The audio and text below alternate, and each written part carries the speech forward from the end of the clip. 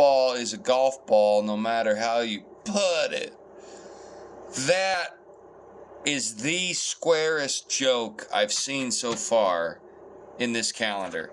So, one square joke definitely deserves another. Tell you what I'm going to do. Tell you what I'm going to do. I am going to make a cube. While I'm making a cube, I'm going to tell you, I feel like I've been trapped in some sort of hypercube because I was supposed to do a podcast with a gentleman in the UK. It's now 5:42 a.m. His podcast was supposed to start at 6 a.m. Central, which is 5 a.m. Mountain, and probably, let's see, he's 8 hours ahead. So,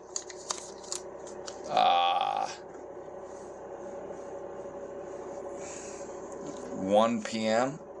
That stinker. Man, he could have waited. He could have waited till the evening, making me wake up at 5 a.m. for your freak podcast. Let me tell you something. I love people. I love working with people. I love working with artists. I love figuring stuff out. Tell you what I don't love. I don't love flaky doofuses who get all bent out of shape when people get tired of their crap and then can't keep it together. What are you going to do, though? That's most people. In the art industry, what you're going to find out is most people are flakes.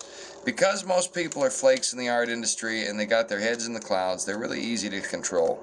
One of the reasons there are so many actors and actresses and theater people involved in this leftist Antifa movement is because that sort of personality defines that industry. I got a BA in theater, like a chump. Good Lord was with me and helped me keep from damaging my soul too bad, I hope. And he also helped me to pay my debt off the year I graduated working at a coal mine. Also, I got into it for different reasons than most actors. Trey Parker and Matt Stone of South Park are right. Actors kind of suck, especially out in LA. I've seen them. They're some of the most stupid individuals you're ever going to run into. And they suck. They really suck. And, I was trying to do that for a while, but the reason I was trying to do it is because I wanted to be Luke Skywalker. See, I knew they were going to make sequels to them Star Wars movies. I was right. What I didn't know is that they were going to use those sequels as propaganda vehicles. And I didn't realize the originals were propaganda vehicles because, listen, guys, I wanted to be an actor when I grew up. I wasn't that bright. I was learning, But I'm a writer. I'm a musician. I do origami and rant about the New World Order. I do stand-up comedy. I may be, I'm smarter than the average bear. The thing is, the average bear in the United States is retarded. So, it doesn't mean much. Anyway,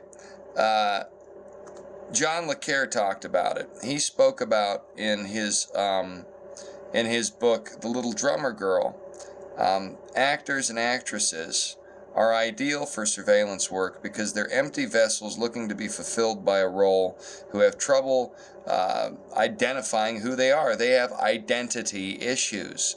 And people with identity issues are very apt to be controlled. I never had identity issues. I had realism issues, you see. I thought that in the world, if you just worked really hard and you were honest and professional, that your hard work would pay off. Well, it may. It probably will, in fact. But it won't pay off in the Hollywood industry. It won't pay off in the collegiate sphere. It won't pay off politically because these people all value simpering idiots that are easy to control. Where your hard work will pay off is in terms of, I'm not being glib here, I'm just summarizing spiritual brownie points, Our lives are all about going through situations that help to develop us into better human beings so that we're better able to fulfill the destinies that we have come to this earth to fulfill. And those destinies ultimately glorify God himself. But you don't have to be a saccharine prude about it, which is the image problem the church has.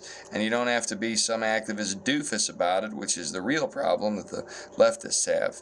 But the globe globalist types will exploit leftists' idiocy because primarily it has no identity, it's searching for identity, it seeks to find sympathetic individuals who have a similar mindset and ideology, and when it finds them, it makes a tribal group of them because nobody in the group really knows who they are or what they're doing. So some George Soros trained Marxist operative can come along and give those people life. The Little Drummer Girl, which John le Carre wrote, wasn't about a Marxist operative.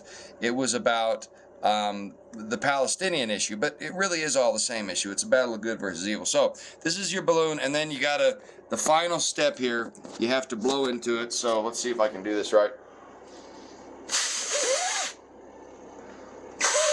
Okay, well, it almost worked. And then you've got a little, hold on. Then you've got, once you blow into it like that, you've got this little box here, and I didn't blow into it very well. And you got a little inflatable cube. You've really got to get the folds right, but there we go. There we go.